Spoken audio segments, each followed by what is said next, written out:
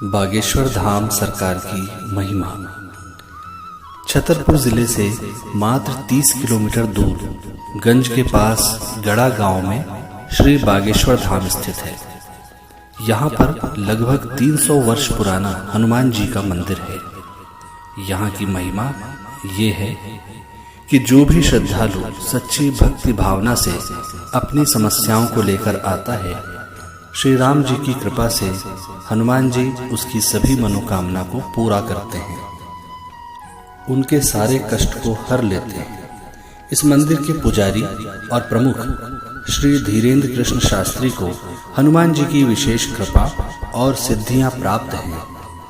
इस दरबार में आने वाला कोई भी व्यक्ति खाली हाथ और निराश होकर नहीं जाता। यहाँ पर अपने देश ही नहीं बल्कि विदेशों से भी श्रद्धालु समस्याओं को लेकर आते हैं, जहाँ उनकी हर समस्या का समाधान 100% होता है। लोगों द्वारा ये भी ज्ञात हुआ है कि यहाँ पर हनुमान जी की अदालत लगती है, जहाँ पर हनुमान जी जज बनकर लोगों की पेशी लगाते हैं। उनका हर संभव इलाज किया जाता है। यहाँ पर कैंसर जैसी बीमारियों के साथ भूत प्रेत और ऊपरी बाधाओं के मरीजों के ठीक होने का दावा किया जाता है। बागेश्वर धाम की खासियत ये है कि यहाँ पर श्रद्धालुओं को अर्जी लगानी होती है।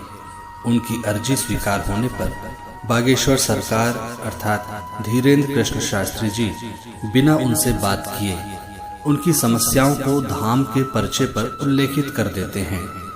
इसके बाद उस व्यक्ति से उसकी समस्याओं की जानकारी ली जाती है। उसके द्वारा बताई गई सभी समस्याएं पहले से ही पर्चे पर 100% अंकित होती है। इस बात की पड़ताल बड़े बड़े मीडिया चैनल और धर्म को न मानने वालों ने की है, लेकिन अंत में उन्हें भी बागेश्वर धाम में होने वाले चमत्कारों के आगे नतमस्तक होना पड़ा। बागेश्वर धाम में होने वाले चमत्कारों को लेकर धीरेन्द्र कृष्ण शास्त्री का कहना है कि उस दिव्य आत्मा से जुड़ने के लिए ध्यान विधि योग का प्रयोग करते हैं, जिसे त्राटक भी कहा जाता है।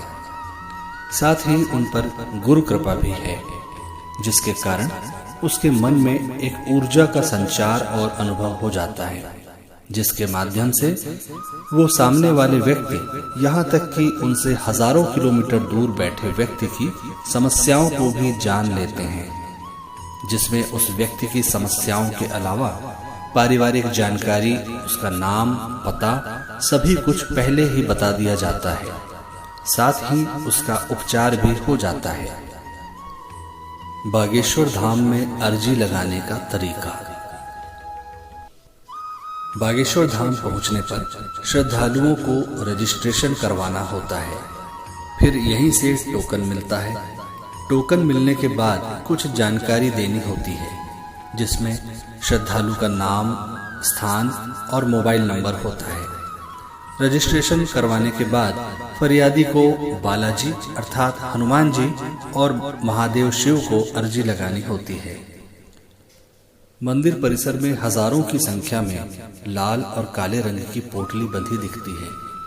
फरियादी को भी एक लाल रंग के कपड़े में नारियल बांधकर मन में अपनी समस्या को दोहराते हुए इस पोटली अर्थात अर्जी को बांधना होता है। इसमें लाल और काले रंग की अर्जी में अंतर यह है कि काले रंग की अर्जी सिर्फ भूत प्रेत बाधा वाले और ऊपरी समस्याओं से ग्रसित व्यक्ति बांधते हैं, जबकि लाल रंग की अर्जी अन्य सभी समस्याओं के लिए बांधी जाती है। अर्जी बांधने की जगह पर ही महादेव और महाबली का मंदिर है, जहां अर्जी लगाने के बाद फरियादी 21 बार परिक्रमा करते हैं। इस दौरान मन में मुराद को लगातार दोहराया जाता है। ऐसी मान्यता है कि इस जगह पर धाम की सभी अलौकिक शक्तियां निवास करती हैं। इसी जगह पर 3 संतों की भी समाधियां हैं, जो बागेश्वर सरकार के गुरु हैं, जिनकी शक्ति आज भी इस धाम के अंदर समाहित है। इसके बाद पेशियों का सिलसिला शुरू होता है, जहां मुख्य रूप से मंगलवार और शनिवार को पेशी होती है। यूं तो प्रतिदिन भी हजारों की संख्या में श्रद्धालु आते रहते हैं। बागेश्वर धाम सरकार धीरेन्द्र कृष्ण शास्त्री के अनमोल वचन। जो विद्यार्थी प्रतिदिन माता पिता और गुरु को प्रणाम करता है, उसकी आयु बढ़ जाती है, उसकी विद्या बढ़ जाती है, उसका यश बढ़ जाता है और उसका बल बढ़ जाता है।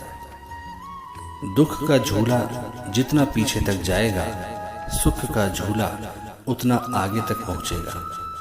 जिंदगी में झूला जितना पीछे तक खींचा जाता है, वो उतना ही आगे तक जाता है। प्रत्येक व्यक्ति के जीवन में अभाव की बहुत आवश्यकता है। जब तक अभाव नहीं होगा, वो प्रभाव के महत्व को नहीं समझेगा, अभाव का जीवन नहीं समझेगा, सीधा प्रभाव प्राप्त हो जाएगा।